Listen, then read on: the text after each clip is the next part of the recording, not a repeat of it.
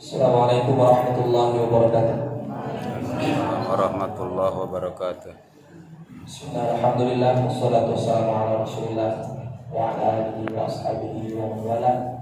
Amma ba'du. Syukur kita kepada Allah Subhanahu wa taala. Salawat dan salam untuk Nabi kita Rasulullah sallallahu alaihi wasallam serta keluarga dan para sahabat-sahabatnya. Bapak Ibu hadirin rahimakumullah, sebelum kita masuk pada materi kita pada pagi hari ini tentang 3 salat sunnah yang tidak disepakati kesahihannya oleh ulama. Di antaranya ada salat tasbih, kemudian salat hajat, dan salat sunnah taubat. Insyaallah kita bahas secara singkat tentang 3 salat tersebut, apakah bisa kita amalkan atau tidak perlu kita amalkan. Sebelum itu mungkin banyak yang bertanya kenapa hari Jumat biasanya kita surat As-Sajdah, ini tidak dibaca surat Sajdah.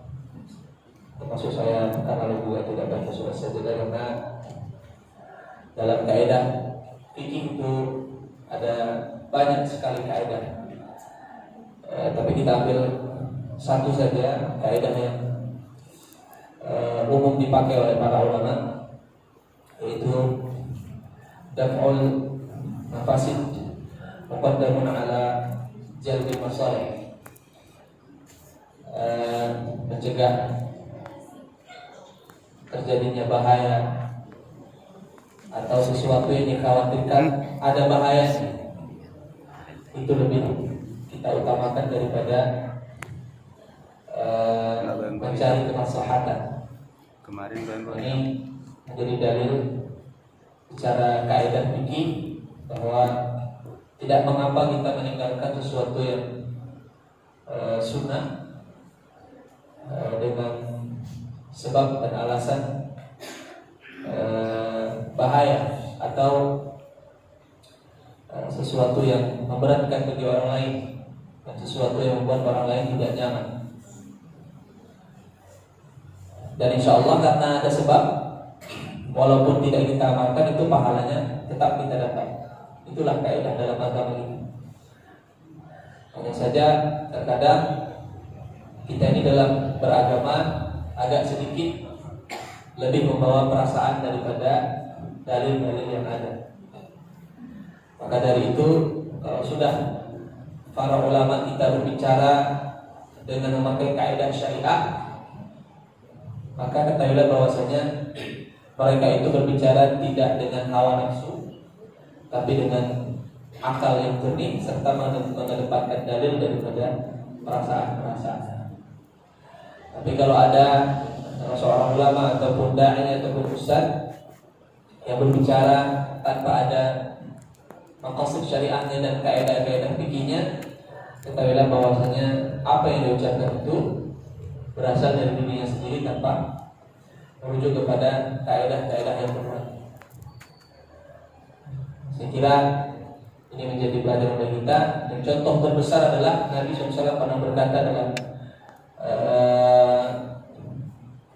proses Fathu Makkah, ketika Nabi membebaskan kota Makkah dari berbagai macam berhala-berhala sampai disebutkan 350 patung dihancurkan oleh Nabi SAW sampai turun ayat Al-Quran, wa qul ja'al haqqu wa zahaqal batil innal batila kana zahuqa. Situ Nabi SAW berkata, sesungguhnya aku berkeinginan untuk mengembalikan bangunan Ka'bah seperti semula. Jadi Ka'bah itu tak begitu kecil, dia lebih lebar lagi. Dia batasnya adalah Hijri Ismail. Hanya di Hijri Ismail itu ada ruang kosong, orang banyak sholat di situ. Harusnya bangunan Ka'bah itu lebih lebar daripada yang sekarang ini. Kemudian Nabi SAW berkata, kalaulah tidak karena umat baru masuk Islam, maka aku akan kembalikan Ka'bah ke posisi semulanya dan kubangun seperti bapakku membangunnya, yaitu Nabi Ibrahim. Itu kan kemaslahatan. Tapi Takut Nabi SAW nanti khawatir umatnya yang baru-baru masuk Islam itu terpindah dengan itu, terakhir ragu dengan keislaman mereka, maka ditinggalkan oleh Nabi SAW. Begitulah kaidah fikih yang berlaku merujuk kepada Al-Quran dan Hadits Rasul. Maka Nabi juga pernah berpesan kepada sahabat, ya, diantaranya adalah Mu'adz bin Jabal, ketika beliau berpesan kepada Nabi SAW, kalau kamu sholat dan menjadi imam sholat berjamaah, maka ringankan sholatmu, karena di belakang itu ada anak kecil, ada orang tua, dan ada orang yang punya hajat mendesak. Tidak semua orang dalam keadaan nyaman ketika sedang sholat, dia ada kebutuhan, maka ringankan. Ya, nah, itu juga kaidah. Seharusnya ketentuan Nabi, kalau kita ikut sholatnya Nabi, maka Nabi sholat itu sholatnya pasti lama, panjang. Nah, ini menunjukkan bahwa mencegah adanya sesuatu yang beratkan, membahayakan dan sebagainya itu lebih diutamakan daripada mencari kebaikan dan kemaslahatan. Dan Nabi SAW mengatakan, kalau kamu mau sholat panjang-panjang, sholat saja sendiri. Mau panjang seberapa pun terserah kamu. Nah, terkadang ini masalahnya adalah orang kalau sholatnya jadi imam sholat berjamaah, dia mampu lama-lama. Kalau sholat sendiri yang dibaca pasukan 30 semua, ya, Allah dan kawan-kawan. Baik, Allah alam, itu sebagai maklumat bagi kita agar kita bisa memahami kaidah fikih, supaya kita itu dalam beragama tidak terlalu mengedepankan perasaan. Baik, beberapa waktu yang lalu ada ibu-ibu yang bertanya pada saya. Dia bertanya, apakah benar sholat tahajud itu kan 11 rakaat ya, diawali dengan 2 rakaat sholat sunnah taubat, kemudian diawali setelah sholat sunnah taubat disambung dengan 2 rakaat sholat sunnah hajat, setelah itu baru sholat tahajudnya 4 rakaat, jumlahnya udah 8 ya, baru tutup dengan 3 rakaat sholat witir. Ini saya juga baru dengar ini. Saya tanya, ibu tahu dari mana ini? Saya dengar ceramah Ustaz. Begitu yang disampaikan. Artinya dia ini bertanya tentang tuntunan tersebut ada atau tidak. Saya sampaikan sebelum saya jawab ini sekaligus ini pembahasan kita sebetulnya. Kalau kita mendapat satu amalan tertentu, Bapak Ibu, satu amalan ibadah tertentu, maka kita harus tabayun dulu kepada ahlul ilmi. Jangankan masalah ibadah, dalam masalah-masalah dunia saja, tentang berita-berita atau kabar-kabar yang kita dengar, yang kita dapat, kita tidak boleh langsung percaya.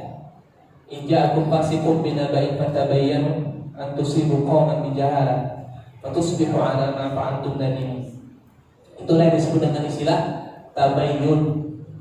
Kalau ada orang yang ngomong sama kita, tadi aku dengar kamu dijelek-jelekkan sama dia, jangan langsung percaya. Itu gak boleh kita langsung percaya. Harus tabayyun dulu. Tabayyun itu artinya mencari kejelasan dan penjelasan. Ya, apalagi dalam masalah agama ini, dapat satu hadis tentang amalan ini, siapa yang mengamalkan ini dapat ini dan seterusnya, maka kita harus lebih berhak untuk bertabayun daripada yang sifatnya dunia. Bagaimana cara kita bertabayun? Merujuk kepada Al-Quran, Allah katakan, fas'alu ahla dzikri in kuntum la ta'lamun. Bertanyalah kamu kepada orang yang berilmu kalau kamu tidak tahu. Jadi selama ini mungkin ada anggapan kalau kita melakukan kesalahan tapi kita tidak tahu kan nggak berdosa. Itu betul, itu kaidah memang. Karena Nabi Muhammad mengatakan ada beberapa orang-orang yang kalau berbuat dosa tidak dihitung sebagai dosa, berbuat kesalahan tidak dihitung sebagai kesalahan. Salah satunya adalah al-khata'. Khata' itu artinya ya karena nggak tahu atau tidak sengaja. Tapi para ulama mengatakan kalau dalam masalah ibadah Itu tidak zaman sekarang ini. Zaman sekarang ini tidak ada istilah orang itu dimaafkan ketika dia salah dalam melakukan satu ibadah. Kenapa? Karena dia bisa banyak bertanya kepada orang-orang yang berilmu. Satu. Yang kedua, sudah banyak media-media yang bisa dia gunakan untuk belajar. Artinya ada pengajian di masjid, ada buku-buku, ada bacaan-bacaan yang sudah kita bisa kita baca di internet dan sebagainya. Itu tidak lagi ma'dzur, ya, tidak lagi dimaafkan. Maka hati-hati kita, terutama dalam fadilah-fadilah amal seperti ini. Nah, hadirin rahimakumullah, sholat hajat itu ada atau tidak?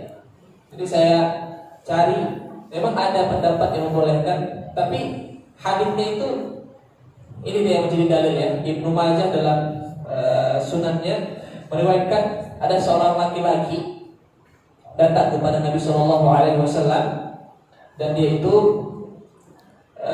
abros. Abros itu punya penyakit kulitnya itu putih semua. Makanya kita dalam doa yang dibaca Nabi adalah terutama dalam wabah seperti ini, Allahumma inni a'udzubika minal baras wal junun. Baras itu penyakit kulit yang putih-putih. Jadi dia datang kepada Nabi Rasulullah, doakanlah saya supaya saya sembuh dari penyakit ini. Maka Nabi Muhammad berkata, in syi'ta sabarta falaka ajrun, wa in syi'ta da'utullaha an yusfiyaka. Nabi Muhammad ketika diminta oleh sahabat ini, ya Rasulullah tolong doakan saya supaya saya sembuh dari penyakit ini. Maka Nabi Muhammad berkata dan memberikan dua pilihan kepadanya. Kalau kamu mau, kamu bersabar dalam keadaan seperti ini, maka dosa-dosamu diampuni oleh Allah Subhanahu Wa Taala dan kamu masuk surga. Dan yang kedua kata Rasulullah, kalau kamu mau, maka aku akan berdoa kepada Allah dan Allah akan menyembuhkanmu, tapi kamu nggak dapat pahala. Artinya nggak dapat pahala sabar karena dia sudah habis sabarnya, karena sudah sehat dan sembuh. Maka dia berkata, ya Rasulullah, ya udahlah, saya gini aja nggak apa-apa, supaya saya dapat pahala dan masuk surga. Itu kata sahabat Nabi Shallallahu Alaihi Wasallam. Kemudian Nabi Muhammad ketika sahabat itu pergi, Nabi Muhammad memanggilnya. Kemudian Nabi Muhammad berkata dalam hadis itu, kalau kamu punya keinginan kepada Allah, maka sholatlah kamu 2 rakaat dan mintalah kepada Allah Subhanahu Wa Taala, maka Allah akan memberikanmu apa yang kamu inginkan. Nah, itu dianggap oleh sebagian ulama tapi sebagian kecil. Itu disebut dengan istilah sholat hajat. Tapi yang Allah alam, yang benar adalah keumuman gitu ya. Penting saya yakin hafal semua ini. Keumuman ayat Al-Qur'an, wasta'inu bis-sabri was-salah. Minta tolonglah kalian kepada Allah dengan cara sabar dan salat. Ini dia umumnya. Maka Nabi SAW disebutkan dalam beberapa hadis-hadis beliau, karena Rasulullah sallallahu alaihi wasallam idza hazabahu amrun faz'un ila shalah, faz'a ila shalah. Nabi SAW itu apabila terjadi sesuatu, apabila menginginkan sesuatu dan sebagainya, maka beliau bersegera untuk melaksanakan salat.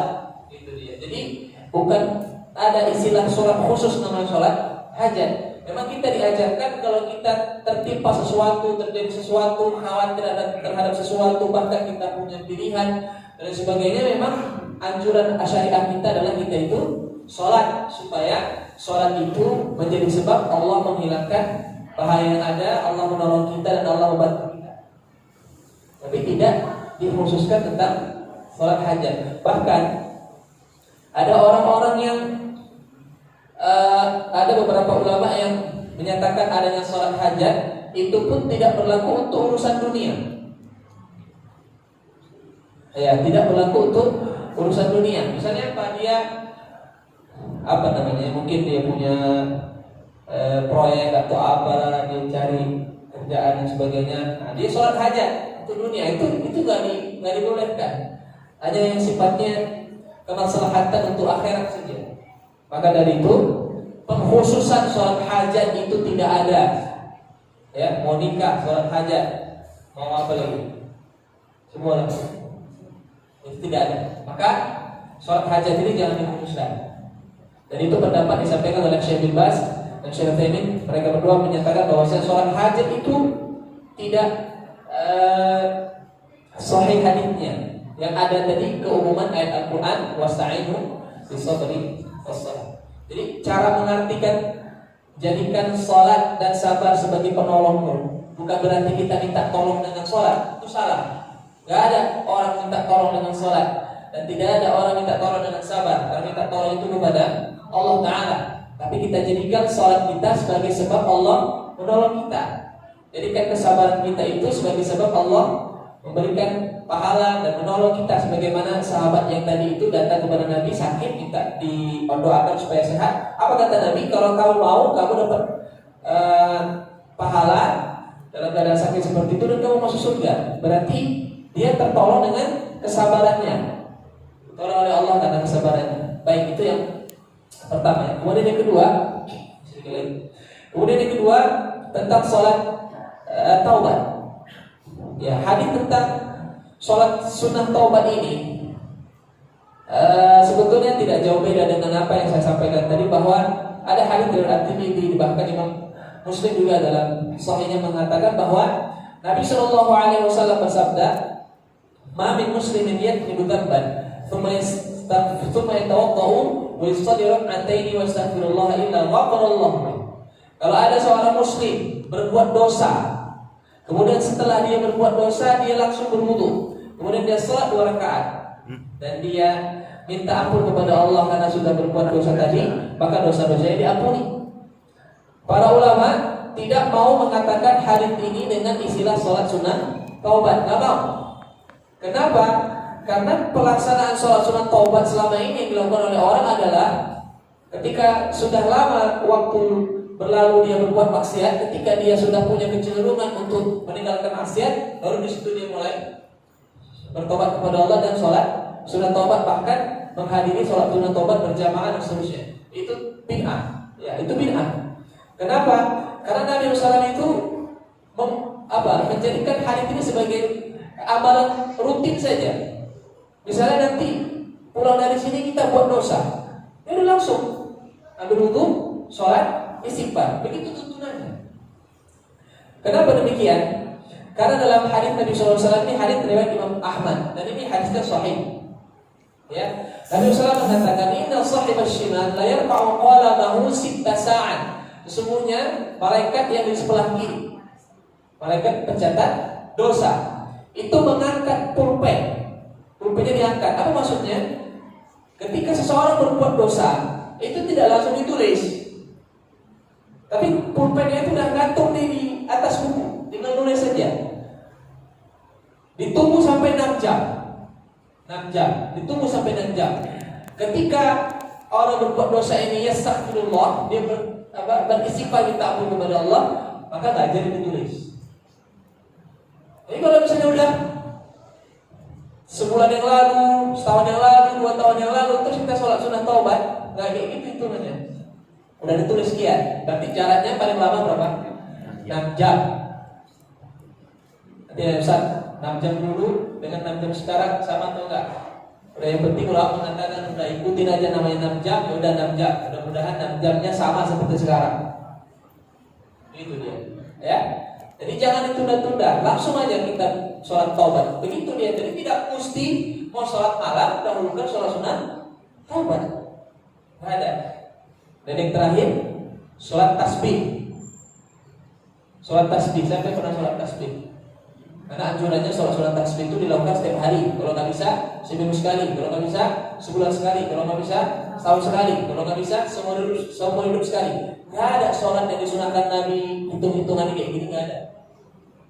Nabi itu kalau melakukan sholat sunnah pasti dirutinkan dalam hidup beliau. Dan tidak ada istilah sifatnya itu dikasih keringan, nggak bisa hari ini besok, nggak bisa lagi seminggu, sebulan, nggak ada. Maka dari itu para ulama mengatakan hadis tentang sholat sunnah tasbih ini hadisnya itu syad. Syad itu artinya nyeleneh, aneh gitu. Aneh, nggak bisa diterima, nggak masuk akal. Kenapa? Yang pertama, tata caranya itu berbeda dengan sholat yang lain. Apa tata caranya? Kalau habis Al-Fatihah baca surat, baca subhanallah, alhamdulillah, la ilaha illallah, Allahu akbar 15 kali sebelum ruku. Nanti pas ruku, habis baca doa ruku, baca subhanallah, alhamdulillah, la ilaha illallah, Allahu akbar 10 kali. Sami Allahu liman hamidah, baca doanya, baca lagi subhanallah, alhamdulillah, la ilaha illallah, Allahumma 10 kali. Nanti sujud, baca doa sujud, baca lagi subhanallah, alhamdulillah, la ilaha illallah, Allahu akbar. Nanti duduk yang tersujud itu juga sampai 4 rakaat berulang-ulang. Tidak ada sholat yang mengerjakan Nabi Muhammad seperti ini dalam semua sholat-sholat sunnah beliau. Maka dari itulah mengatakan syad itu aneh ya, nyeleneh tata caranya. Kemudian yang kedua, redaksi hadisnya itu pun nyeleneh. Dari semua hadis-hadis tentang sholat sunnah Nabi Muhammad tidak ada disampaikan bahwa Nabi Muhammad mengerjakan sholat seperti ini caranya. Yang paling tahu sholat Nabi itu kan Aisyah radhiyallahu anha. Sampai-sampai beliau berkata, jangan pernah tanya bagaimana Nabi itu sholatnya, berapa lama Nabi sholat, berdirinya, rukuknya, sujudnya. Dan Aisyah juga tidak pernah berkata kepada kita bahwa Nabi itu kalau sujud baca subhanallah, alhamdulillah, la ilaha illallah, Allahu akbar, enggak ada. Yang ada itu kalau sujud Nabi SAW membaca yang Aisyah hafal itu ya, subhanallahumma rabbana wa bihamdika Allahumma ighfirli. Kemudian Nabi SAW memperbanyak berdoa. Dan sujud juga, rukuk juga demikian. Nabi SAW membaca subhanallahumma rabbana wa bihamdika Allahumma ighfirli, dan membanyak tasbih dan ta'zim, mengagungkan Allah Subhanahu wa taala. Jadi sholat seperti itu tidak sesuai dengan kaidah sholat Nabi Muhammad pada umumnya. Maka dari itu 3 sholat ini tidak usah lagi dilirik dan tidak usah lagi diniatkan untuk dikerjakan.